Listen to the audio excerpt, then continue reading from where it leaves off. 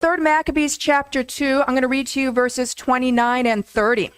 Okay, starting with verse 29, it says, "Those who are registered are also to be branded on their bodies by fire with the ivy leaf symbol of Dionysus. And they shall also be reduced to their former limited status. In order that he might not appear to be an enemy of all, he inscribed below, but if any of them prefer to join those who have been initiated into the mysteries, they shall have equal citizenship with the Alexandrians." Already we see some similarities here. Mysteries, a branding or a marking. So the first thing that would probably pop out to these people would be when they read Revelation 13, like we looked at last week, the mark of the beast, or more accurately from the Greek, it's the branding. The beast is branding those who are his, right? This had happened here. And this in 3 Maccabees, this is after Antiochus IV Epiphanes, okay?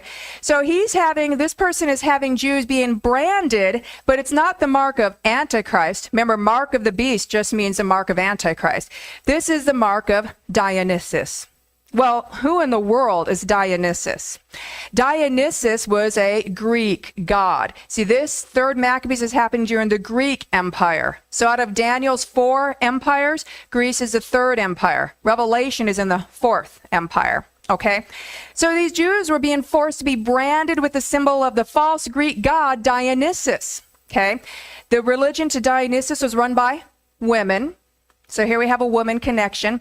Furthermore, Dionysus was known as the Greek god of wine. So they would worship Dionysus by drinking big goblets of wine and getting ragingly drunk. Okay, and it was led by women. Now we also read, though, it says, those who have been initiated into the mysteries, they shall have equal citizenship. Initiated into the mysteries? See, there's a little something that's been around since the Tower of Babel, and we call these mystery religions. So this is talking about mystery Greek religion. We just saw mystery Babylon in Revelation 14. This here is mystery Greek, okay? And in the Greek mystery religion, their false god Dionysus died and came back to life. He died in autumn, and then he came back to life in spring. And so it's cyclical. They believe that their god Dionysus dies in autumn. So all the plants and crops die, leaves fall off the trees. Suddenly they're afraid that they're going to starve to death. Their food stops growing, right? But lo and behold, spring, things start growing again. Lo and behold, they say Dionysus came back to life. That's the pinnacle of mystery religions. In mystery religions, they have a deity that dies and comes back to life every year. They die in the autumn, they come back to life in the spring. And so this is centered around not only agriculture, but also around fertility.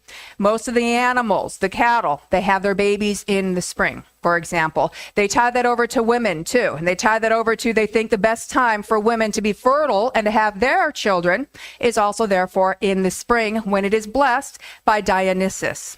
Okay, so here we see some similarities, but in Revelation 13, it's the mark of Antichrist, the 4th kingdom, not the 3rd kingdom. And in Revelation 14, it's not mystery Greek, is it? It's mystery Babylon. Well, there's mystery religions in Babylon too that really, if you trace it back, it goes all the way back to the Tower of Babel. And guess what? We're going to have to study the Tower of Babel next week. Okay, but it goes all the way back to the Tower of Babel. Mystery Babylon religion, they have a god who does the same thing as Dionysus, and we've come across this false god before. He is Tammuz. Remember, we learned a bit about Tammuz when we studied Daniel chapter 12. We looked a bit in Daniel chapter 11, and we found out that one of the names for Tammuz was that he was a god beloved by women. Right? And then we also, if you were to read through Ezekiel, you'd notice in Ezekiel chapter 8, verse 14, these women are doing a ritual unto Tammuz called the ritual of weeping for Tammuz. The weeping for Tammuz was a ritual done yearly in autumn by women. Why? Because Tammuz was the mystery god of Babylon. Tammuz would die in the autumn, come back to life in the spring. Oh, Tammuz? I think it's Tammuz. Yeah. So Tammuz is somewhat equivalent to the Greek Dionysus. Tammuz would die in the autumn, come back in the spring. So therefore, the women did a ritual called the weeping for Tammuz in the autumn, where they would act like they're mourning his death, because they wanted Tammuz to really feel their mourning, so that when he came back to life in spring, he would bless their fertility.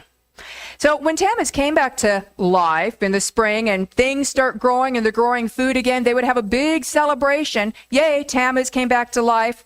Of course, that celebration would also include a lot of wine drinking and drunkenness from these great religious goblets, right?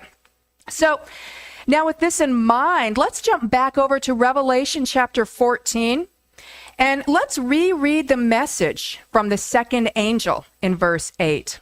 Okay, so Revelation 14:8 says, "Then another angel, a second, followed, saying, 'Fallen, fallen is Babylon the Great. She has made all nations drink of the wine of the wrath of her prostitution.'"